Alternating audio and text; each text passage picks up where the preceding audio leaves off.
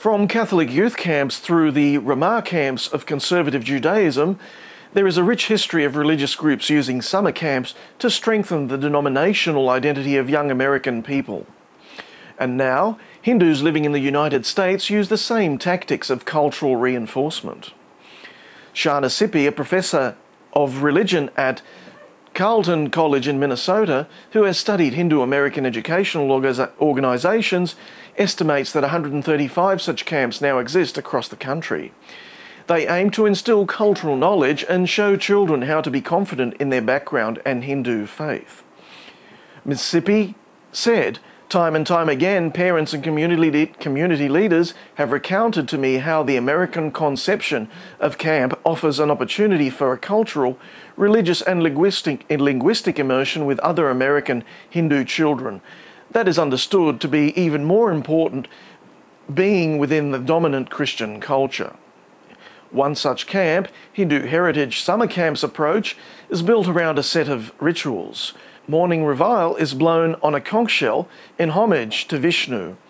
Between their wake-up call and the meal, the campers assemble in a parking lot that includes both a basketball court and a portrait of Lord Rama, a Hindu deity, made of coloured rice grains. They also sing Rise and Shine, an American Christian song about Noah's Ark, a story that also happens to have a Hindu parallel in the myth of Manu. The remainder of the camp day toggles between yoga, worship, drama, cricket, arts and crafts, and classes on Hindu philosophy.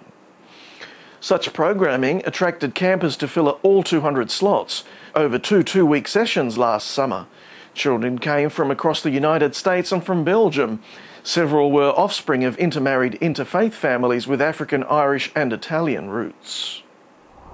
Joseph Wesolowski, a highly respected ambassador of the Holy See, had been ordained both as a priest and a bishop by St. John Paul II in August 2013.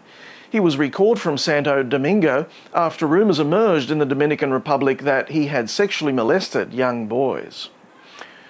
Wesolowski was defrocked after a Vatican tribunal found him guilty under canon law of abusing young boys in June this year. He recently appealed that sentence, and a final decision is expected in October. On 25th of August, the Vatican's chief spokesman, Reverend Federico Lombardi, said Wesolowski had lost his diplomatic immunity, adding that he may now be exposed to proceedings elsewhere. What's not clear yet is who would have criminal jurisdiction, the Dominican Republic or the Vatican. Rome could potentially be putting on trial one of its own officials for sex abuse. As for the Dominican authorities, they never charged Wesolowski because he had diplomatic immunity. Francisco Dominguez Brito, the Dominican Republic's Attorney General, issued a statement saying, "At this time, extradition is an option.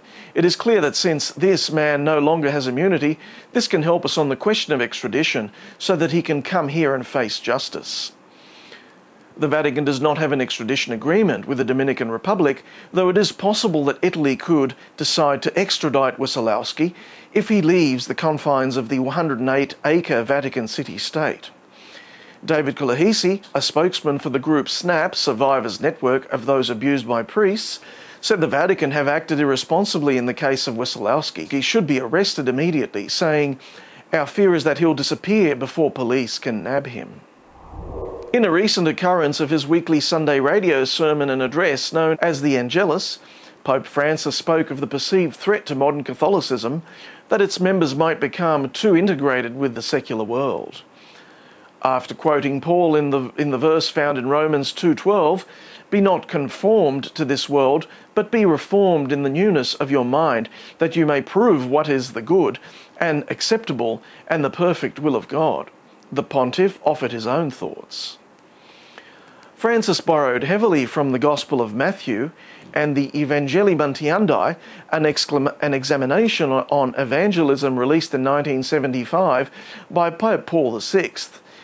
Said the pontiff, "We Christians live in the world fully integrated into the social and cultural reality of our time, and rightly so, but this carries with it the risk that we might become worldly, that the salt might lose its flavour. Instead, it should be the opposite. When the power of the gospel remains alive in Christians, it can transform mankind's criteria of judgment, determining values, points of interest, lines of thought, sources of inspiration and models of life, which are in contrast with the Word of God and the plan of salvation. In other words, just because we aren't Amish doesn't mean we shouldn't continue to believe in pre-industrial superstition.